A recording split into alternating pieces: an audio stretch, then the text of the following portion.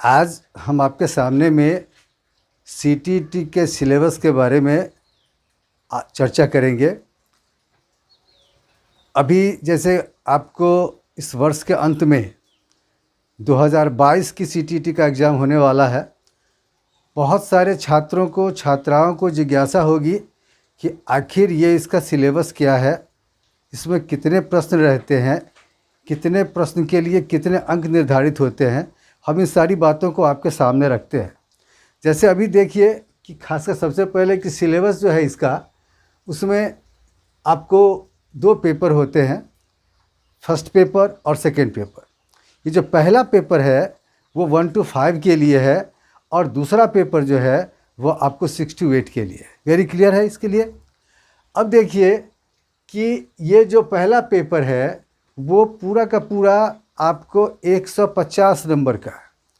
ये जो 150 नंबर है, इसका जो डिवाइडेशन है वो इस प्रकार से है कि पहला जो है पेपर आपको चाइल्ड डेवलपमेंट है, जिसमें कि 30 मार्क्स का रहता है।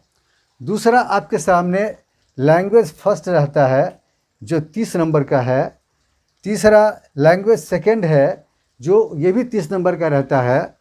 चौथा मैथ है, मैथमेटिक्स से रहता है आपको, इस पर भी 30 नंबर है। और पांचवा जो है वो इन्वायरमेंट से रहता है, हम इसको ईवीएस भी कह सकते हैं, इससे 30 नंबर रहता है। अब ये सब जितने सारे पेपर्स हैं ये सभी मिलाकर के टोटल मार्क्स इसके आ जाते हैं 150, 150। इसमें मिनिमम 60 मार्क्स जो है वो रहता है कि क्वालिफाई करने के लिए वो मिनिमम आपको ये लेना है। हाँ, ये आप कोशिश करेंगे कि क्यों मिनिमम में जितना ज़्यादा से ज़्यादा अंक आपके पास होगा उतनी सुविधा आपको ज्वाइनिंग के टाइम पे होगी। कारण अब जो थोड़ा बदला है डाटा, उसके हिसाब से जो बीएड या डीएलएड के जो मार्क्स हैं उसको और इसको मिला करके फिर मेधा सूची बनाया जाता है। तो इसमें जैसे देखिए आप कि ये चाइल्ड डेवलपमेंट में ये जो 30 नंबर का है, इसमें 15 नंबर जो है वो सब्जेक्ट से रहता है और 15 नंबर जो है पैडागोगी से रहता है। ये पैडागोगी जो है यही सबसे महत्वपूर्ण है, इसको जानना बेहद ज़रूरी है। इसके अलावे ये जो आपको दूसरा पेपर है जो लैंग्वेज फर्स्ट, इसमें आप हिंदी भी रख सकते हो और इसके साथ साथ जो है आपको इसमें 15 नंबर का लैंग्वेज से होगा और 15 नंबर का आपको पैडागोगी से रहेगा। ये लैंग्वेज से जो रहेगा वो किताबों में जो विभिन्न प्रकार के अध्याय चैप्टर्स होते हैं उससे रहेगा।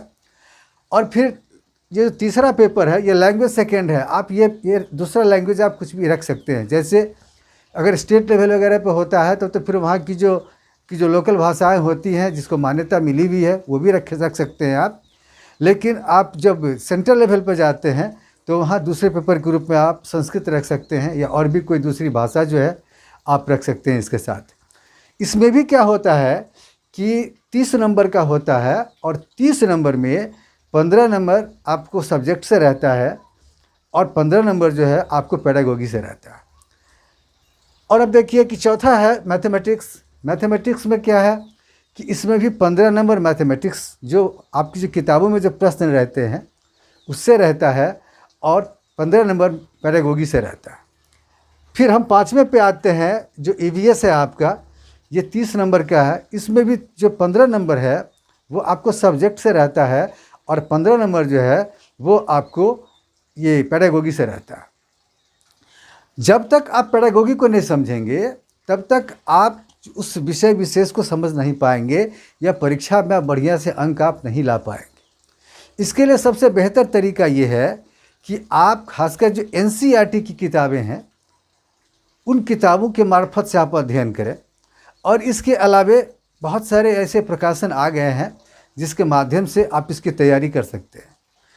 सबसे तो बेहतर तरीका ये है कि आप टेक्स्ट बुक रखें जो अच्छी अच्छी मूल किताबें हैं, अगर बाल विकास के ऊपर है या फिर लैंग्वेज के ऊपर है या फिर मान लीजिए कि मैथमेटिक्स के ऊपर है या फिर जो ईवीएस के ऊपर जो मूल किताबें जो अच्छी किताबें हैं उसका गहराई से आप अध्ययन कीजिए और फिर आप सीटीईटी का प्रिपरेशन कीजिए।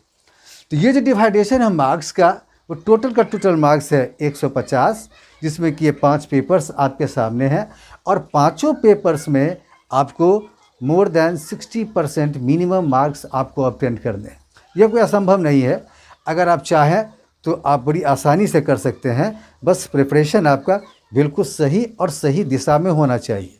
अगर आप ऐसा करेंगे तो निश्चित रूप से आपको सफलता मिलेगी। आगे के जो हमारे वीडियोज़ होंगे या लेक्चर्स हमारे होंगे, उसमें हम आपको कोशिश करेंगे कि जो चाइल्ड डेवलपमेंट के डिफरेंट चैप्टर्स हैं या फिर जो और भी बहुत सारे जो चैप्टर्स डिफरेंट पेपर्स में हैं, हम उसके बारे में आपको गहराई से बताएं।